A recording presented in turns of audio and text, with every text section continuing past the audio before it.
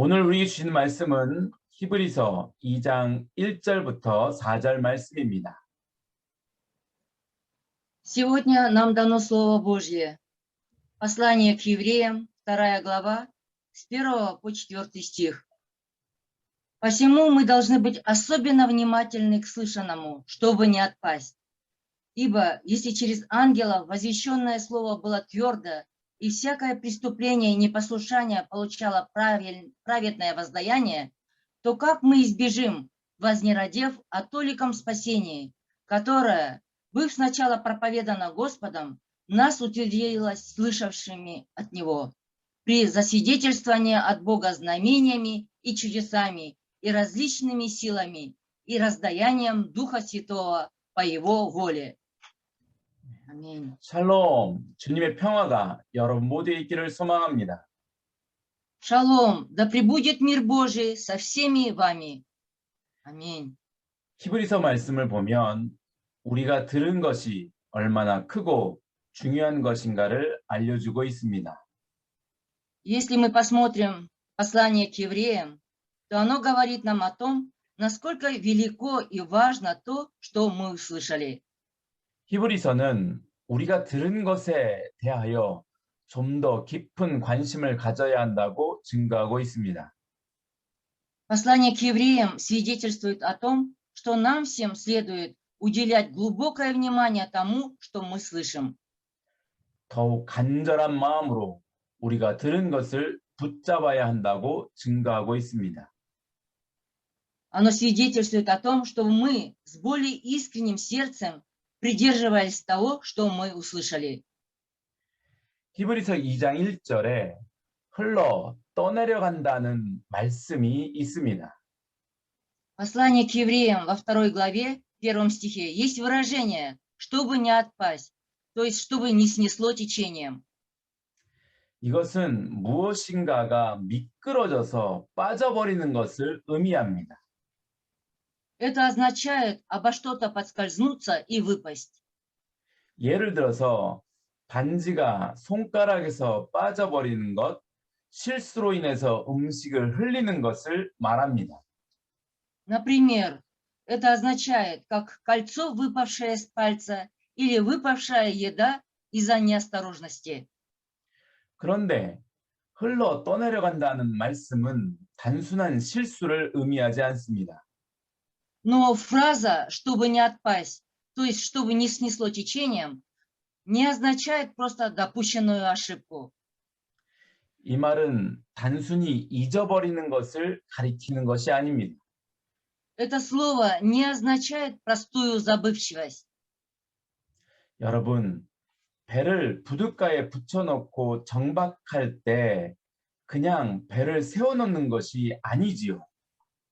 Дорогие верующие, ведь недопустимо корабль пришвартовать к пирсу и бросить его просто так.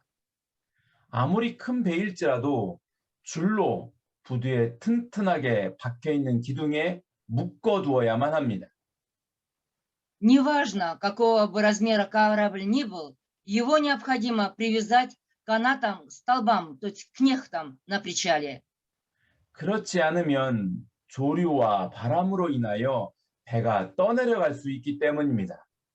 Иначе корабль может смыть течениями и ветрами. 이처럼 히브리서 2장 1절에 있는 흘러 떠내려간다는 말씀은 너무나 중요하고 확실한 것을 가볍게 여기는 것을 의미합니다. Подобно этому к евреям во 2 главе 1 стих слово «чтобы не отпасть», чтобы это означает, чтобы не снесло течением, означает легкомысленное отношение к тому, что так важно, непреложно и истинно. 너무나 중요하여 단단히 묶어야 하는 것을 묶지 않는 것을 의미합니다. Это означает, что вы не привязываетесь к чему-то очень важному, к чему нужно крепко привязаться.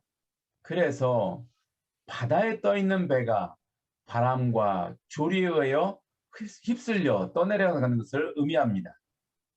Поэтому корабль, стоящий в море на плаву, уносит ветром и течением. 이것은 단순한 실수가 아닙니다. Это происходит не из-за простой ошибки. 생명줄과 같은 것을 가볍게 여기는 마음입니다. Это происходит из-за тех, чье сердце легкомысленно относится к спасательному канату. 배가 풍랑이나 급류에 휩쓸려 표류하게 되면 그 결과가 참혹하게 됩니다.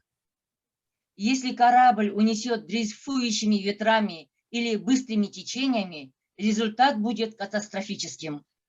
이러한 것처럼 우리가 들은 것을 더욱 간절한 마음으로 잡지 않으면 세상의 유혹에 이끌려 표류하게 된다는 것입니다.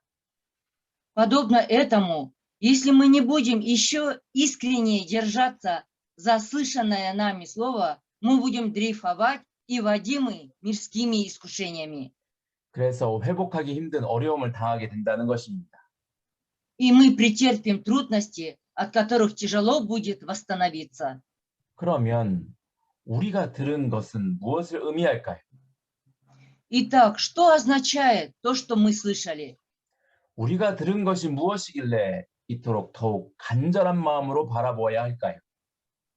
Что такое мы услышали, что должны с еще более искренним сердцем взирать на услышанное?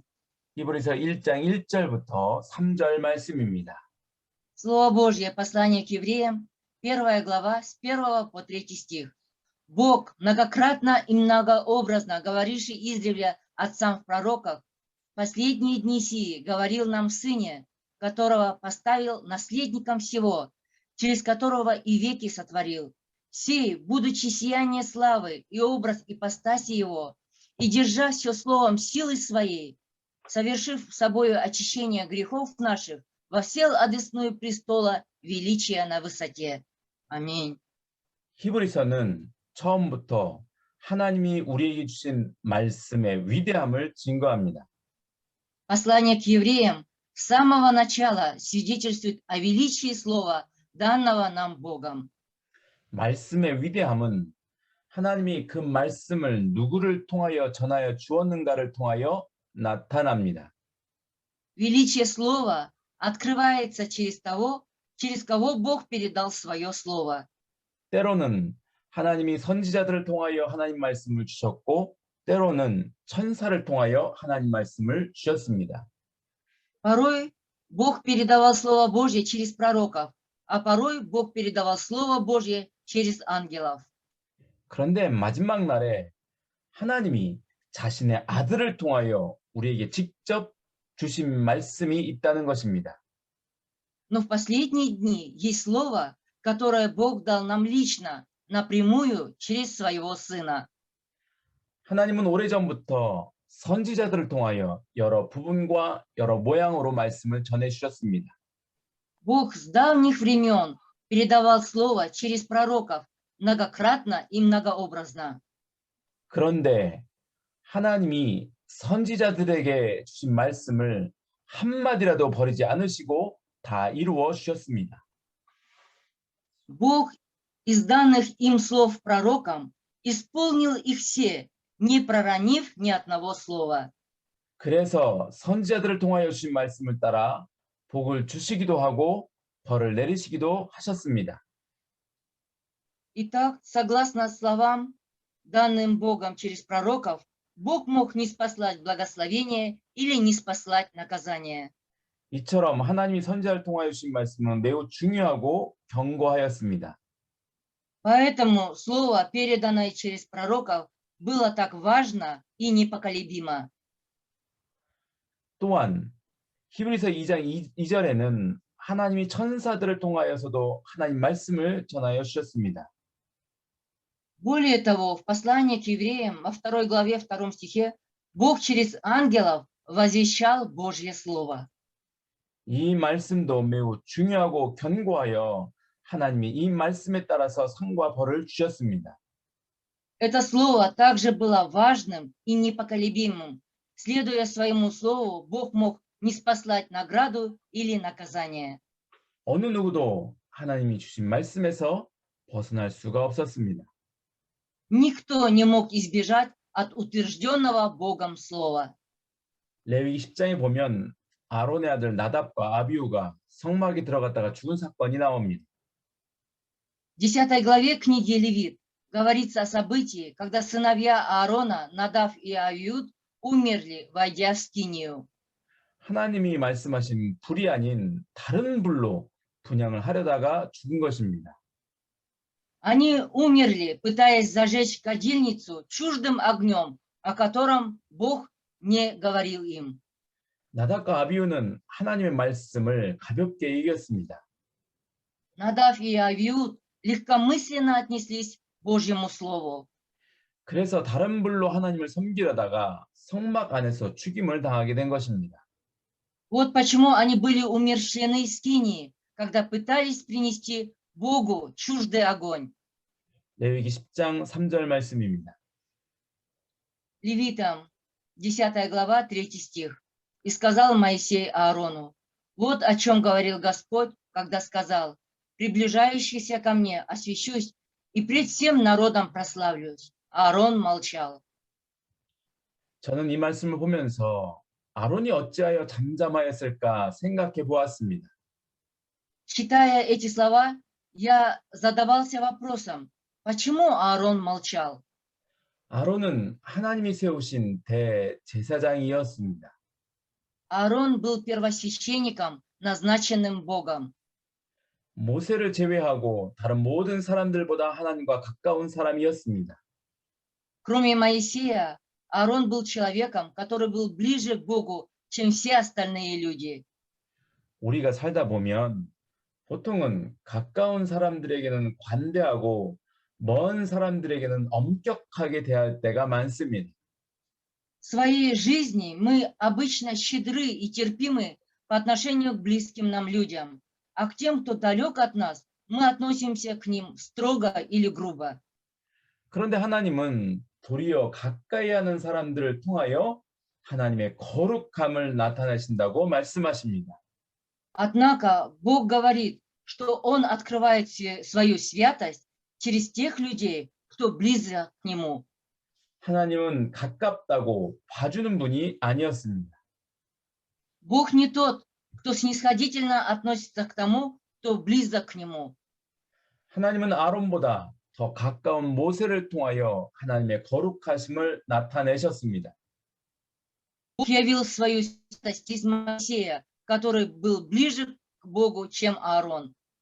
뿐만 아니라 하나님은 자신의 아들을 통하여 하나님의 거룩하심을 나타내셨습니다. И не только. Бог через Сына Своего явил свою святость.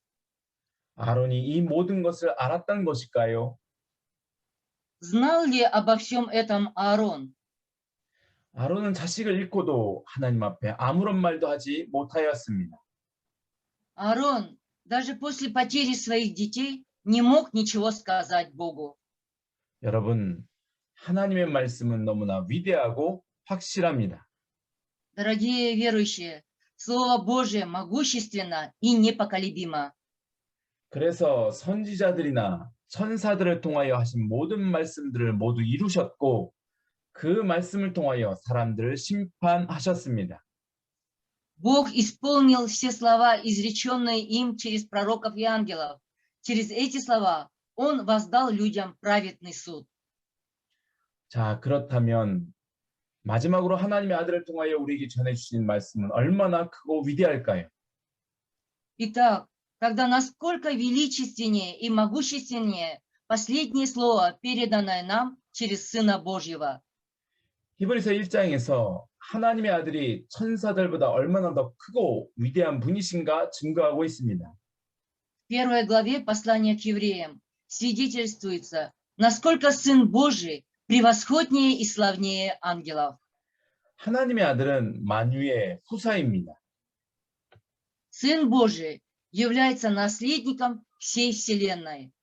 그는 하나님의 영광의 광채시요 그 본체의 형상입니다. Он есть сияние Божьей славы, Он есть образ и ипостась Его. 그는 하나님의 우편에 앉아 계신 분이십니다. Он восел одесную престола величия на высоте.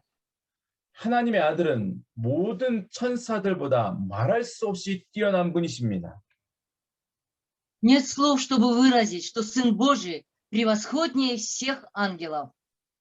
하나님은 그렇게 위대한 하나님 아들을 통하여 주신 말씀으로 만물을 창조하셨습니다. Бог сотворил всю вселенную по слову, которое Он дал через величественного Сына Божьего. 하나님은 하나님의 아들을 통하여 주신 말씀으로 만물을 붙드셨습니다. Бог держал всю вселенную словом, данное им Сыну Божьему. 하나님은 하나님의 아들을 통하여 주신 말씀으로 만물의 죄를 정결케 하는 일을 하셨습니다. Бог через Сына Божьего и данного слова совершил собою очищение грехов во всей вселенной. 이처럼 히브리서는 하나님이 아들을 통하여 우리에게 전해주신 말씀이 얼마나 크고 위대한 것인가를 증거합니다. Таким образом, послание к евреям свидетельствует нам, насколько велико и могущественно слово, возвещаемое нам Богом через Сына. 히브리서 2장 3절부터 4절 말씀입니다. Слово Божие, послание к евреям, 2 глава, с 3 по 4 стих. То как мы избежим, вознеродев о толиком спасении, которое, быв сначала проповедано Господом, нас утвердилось слышавшими от Него, при засвидетельствовании от Бога знамениями и чудесами, и различными силами, и раздаянием Духа Святого по Его воле. Аминь. 여러분, 하나님의 아들을 통하여 우리에게 주신 말씀이 얼마나 크고 위대한지 하나님 자신도 그 말씀을 함께 증언하셨습니다. Дорогие верующие, насколько велико и могущественно Слово, переданное нам Сыном Божьим, что сам Бог вместе с Ним свидетельствует о Слове. 여러 가지 표적과 능력과 성령으로서 하나님의 아들을 통하여 주신 말씀의 크고 위대함을 증거하셨습니다.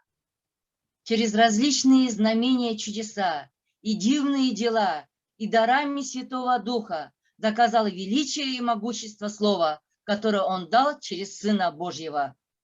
그리고 심지어 하나님의 아들 예수님도 하나님의 말씀을 이루시기 위하여 자신을 희생하셨습니다. И ради того, чтобы исполнить Божье Слово, Сын Божий Иисус пожертвовал собой. 마태복음 26장 52절부터 54절 말씀입니다. Слово Божье. Евангелие от Матфея, 26 глава, с 52 по 54 стих. Тогда говорит ему Иисус: «Возврати меч твой в его место, ибо все, взявшие меч, мечом погибнут. Или думаешь, что я не могу теперь умолить Отца моего, и Он представит мне более, нежели 12 легионов ангелов? Как же сбудутся Писания, что так должно быть?» Аминь. 예수님은 고난 맞으실 때 그 고난을 피하실 수도 있었습니다. Когда Иисус переносил страдания, Он мог избежать эти страдания. 처음 광야에서 40일 동안 굶으실 때도 돌을 떡이 되게 하실 수도 있었습니다. Когда Иисус был в течение 40 дней, постился в пустыне, Он мог камни превратить в хлеб.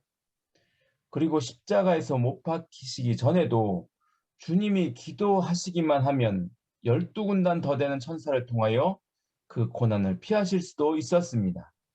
И перед тем, как Он был пригвожден ко Христу, Господу стоило только помолиться, что через 12 легионов ангелов мог бы избежать страдания. 그럼에도 주님은 하나님의 말씀을 이루시기 위하여 자신을 희생하셨습니다. Но тем не менее, Господь пожертвовал собой, чтобы исполнить Слово Божье. 그리고 이것을 희생이라고 하시지 않으시고 도리어 자신을 영화롭게 하신 것이라고 말씀하셨습니다. И Он не называл это жертвой, а скорее наоборот, почитал славой для себя. 요한복음 12장 23절부터 24절 말씀입니다. Евангелие от Иоанна, 12 глава, с 23 по 24 стих. Иисус же сказал им в ответ: «Пришел час прославиться Сыну Человеческому. Истинно, истинно говорю вам, если пшеничное зерно, пав в землю, не умрет, то останется одно, а если умрет, то принесет много плода. Аминь. 여러분, 복이 있는 사람들은 하나님의 말씀의 위대함과 그 영광을 아는 자들입니다. Дорогие, блаженны те люди, кто познал величие и славу Божьего Слова. 하나님의 말씀이 얼마나 크고 위대한 것인지를 아는 사람들입니다. Такие люди знают, насколько величественно и могущественно Божье Слово.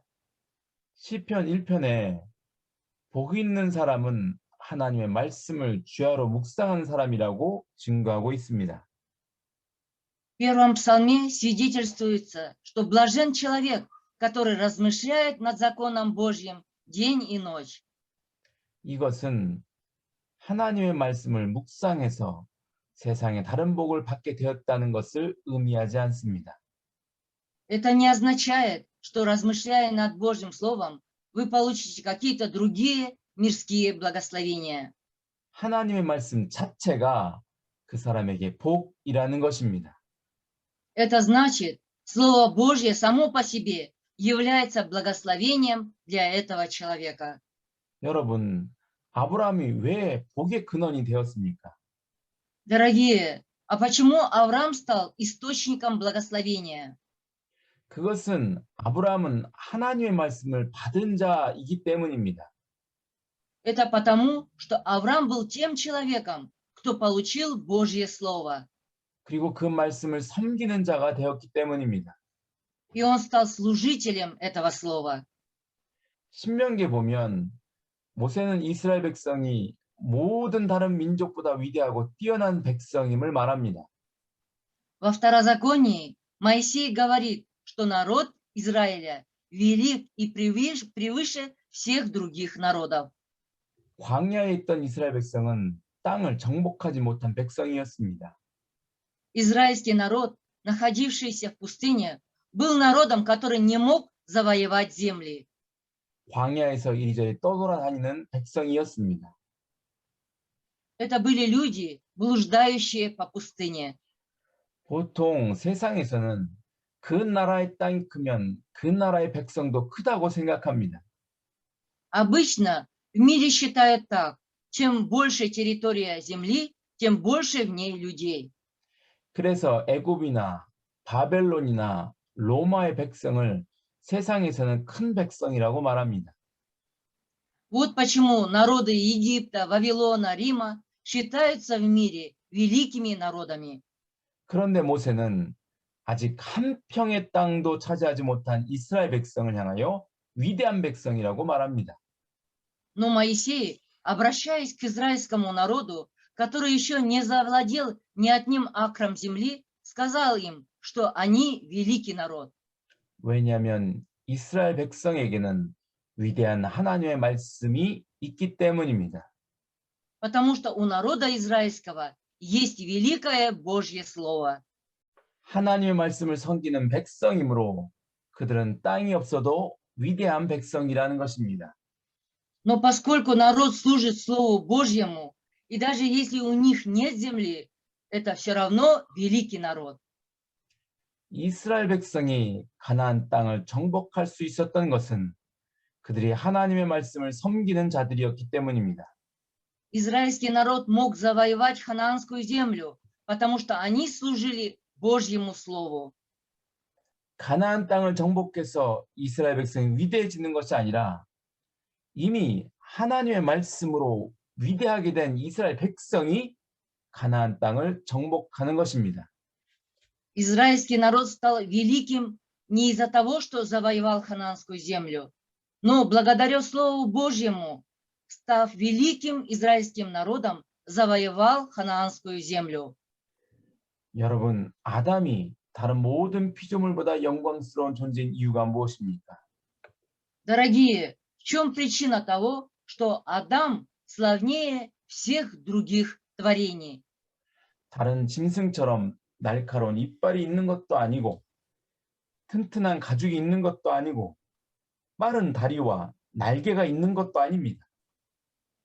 У него нет острых зубов, как у животных, у него нет крепкой кожи, у него нет быстрых ног и крыльев. 그럼에도 하나님이 아담을 통하여 모든 만물을 정복하고 다스릴 수 있도록 하신 이유가 무엇입니까? Но несмотря на это, в чем причина того, что Бог позволил Адаму обладать и владычествовать над всей вселенной? 아담이 하나님의 형상으로 창조되었기 때문입니다. Потому что Адам был сотворен по Божьему образу и подобию.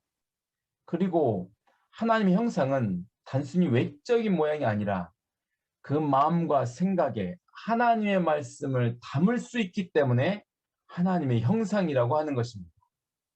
Образ и подобие Бога– это не просто внешний вид.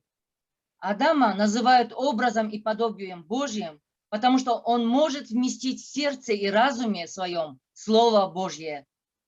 마치 증거계 안에 십계명이 적혀 있는 두 돌판이 있는 것처럼 우리가 하나님의 말씀을 담을 수 있기 때문에 우리는 하나님의 형상인 것입니다. Подобно тому, как в ковчеге Откровения находятся две каменные скрижали, на которых начертаны 10 заповедей, мы тоже можем вместить Слово Божье, и поэтому мы подобны Божьему образу.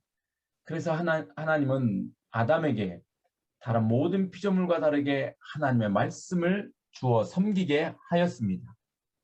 Поэтому Бог дал Адаму Слово Божье, чтобы он служил ему, не так, как все другие создания. 하나님은 아담에게 선악과에 대한 말씀을 주어서 아담으로 하여금 그 말씀을 섬기게 하였습니다. Чтобы Адам служил, поклоняясь этому Слову, Бог дал Адаму Слову о дереве познания добра и зла. 사도행전 10장을 보면 고넬료라는 백부장과 그의 온 집이 구원받는 사건이 기록되어 있습니다. В Деянии апостолов, в 10 главе, написано событие о спасении сотника Корнилия и всего его дома. 사도행전 10장 30절부터 33절 말씀입니다. Деяния святых апостолов, 10 глава, с 30 по 33 стих. Корнилий сказал: 4-го дня я постился до теперешнего часа, и в 9 часу молился в своем доме. И вот стал предо мною муж в светлой одежде и говорит: Корнилий, услышана молитва твоя, и милостыни твои воспомянулись пред Богом. Итак, пошли в Иопию и призови Симона, называемого Петром. Он гостит в доме кожевника Симона при море.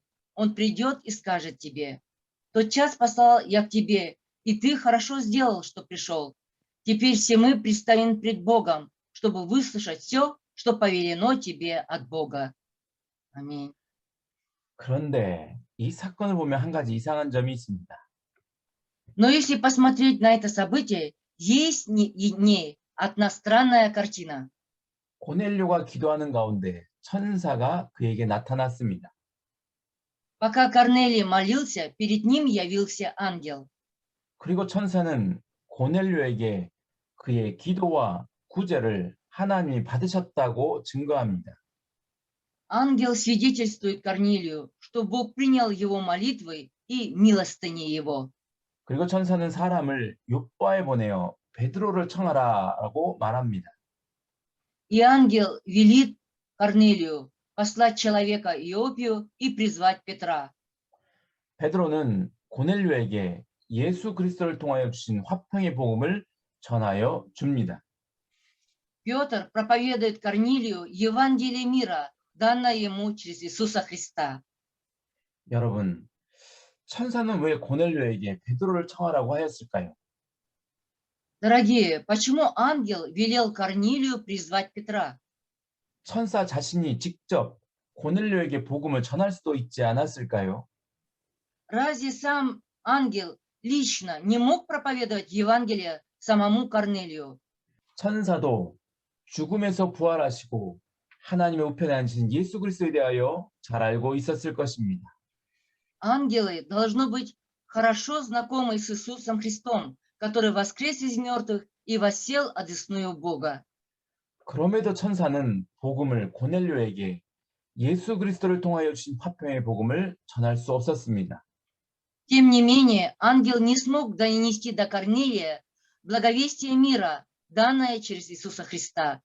마지막에 하나님이 아들을 통하여 주신 하나님 말씀을 전할 수 없었습니다.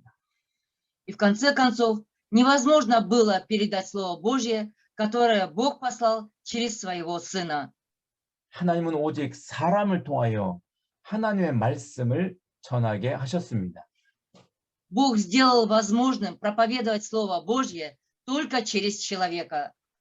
그리고 베드로가 하나님의 말씀을 다 전하자 성령이 그 말씀을 듣는 모든 자에게 임하셨습니다. И как только Петр проповедовал все Слово Божье, Святой Дух сошел на всех, кто слушал это Слово. 그리고 이제 고넬료도 하나님의 구원의 말씀을 섬길 수 있는 자가 되게 하셨습니다. И теперь Корнилий стал человеком, который может служить Божьему Слову спасения. 고넬료가 성령을 받고서 방언을 말하며 하나님을 높이기 시작하였습니다. Когда Корнилий получил Святого Духа, он начал говорить на иных языках и прославлять Бога. 이것은 고넬료와 그 집의 모든 사람들이 하나님의 구원의 말씀을 섬기기 시작했다는 것을 말합니다. Это означает, что Корнилий и весь его дом начали служить Божьему Слову спасения. 이것이 기도와 구제를 쉬지 않고 하였던 고넬료와 그 가족을 향한 하나님의 한없는 축복인 것입니다. Это безграничное благословение Бога Корнилию и его семье, которые не переставали молиться и подавать милостыню. 여러분, 오늘 히브리서에서 말씀하고 있는 우리의 문제가 무엇입니까? Дорогие верующие, сегодня в послании к евреям о чем говорится? Что является нашей проблемой? 우리가 들은 것에 대하여 너무나 가볍게 여긴다는 것입니다. Это то, что мы слишком легкомысленно относимся к тому, что слышим. 우리가 들은 것이 얼마나 크고 중요한 것인지 알지 못한다는 것입니다. Это значит, что мы не знаем, насколько велико и важно услышанное нами. 하나님이 예수 그리스도를 통하여 우리에게 주신 말씀이 얼마나 크고 위대하고 또한 두려운 것인가를 깨닫지 못한다는 것입니다. Мы не можем понять и уразуметь, насколько величественно, могущественно и устрашающее слово, данное нам Богом через Иисуса Христа. 여러분, 하나님이 마지막으로 아들을 통하여 주신 말씀을 통해서 우리 모두를 거룩하게 만들어 주셨습니다. Дорогие и последние, Бог сделал всех нас святыми благодаря Божьему Слову и благодаря Своему Сыну. 대제사장으로서 우리를 위하여 죽으신 예수 그리스도를 통하여 우리는 능히 하나님의 말씀을 섬길 수 있게 되었습니다. Благодаря Иисусу Христу, который умер за нас как первосвященник, мы стали способны служить Слову Божьему. 누가 살아있는 하나님 말씀을 섬길 수 있겠습니까? Кто может служить живому Слову Божьему? 누가 세상의 모든 칼보다 날카로운 하나님 말씀을 섬길 수 있겠습니까? Кто может служить Слову Божьему, которое острее всякого меча в мире? 하나님의 말씀은 능히 우리의 마음과 생각을 찌르고 쪼갤 수 있습니다. Слово Божье способно проникнуть до разделения души и духа. 누구든지 하나님의 말씀 앞에 모든 사람은 벌거벗은 사람처럼 되고 맙니다. Всякие, то есть все, перед Словом Божьим становятся как обнаженные. 그러나 우리는 예수 그리스도를 믿음으로 능히 하나님의 말씀을 섬길 수 있게 되었습니다. Но мы можем служить Слову Божьему через Иисуса Христа. 히브리서 11장을 처음부터 천천히 읽어보십시오. Прочтите к Евреям 11 главу с самого начала, только медленно.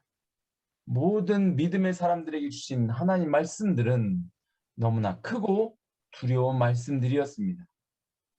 Слова Бога, данные всем людям верой, были такими великими и устрашающими.